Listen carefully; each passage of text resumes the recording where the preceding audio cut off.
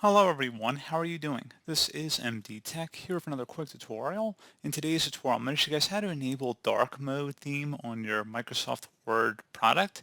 So this will apply for other Office products as well, like Excel and Word. And without further ado, let's go ahead and jump right into it. So you want to start by selecting the File tab, and then you want to select Options at the bottom left corner.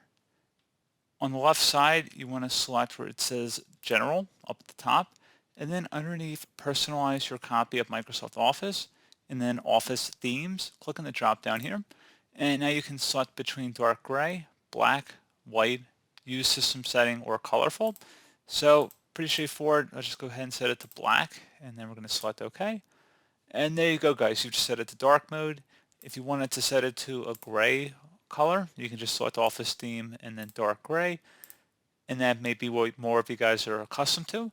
But pretty straightforward process here, guys. I do hope I was able to help you out, and I do look forward to catching you all in the next tutorial. Goodbye.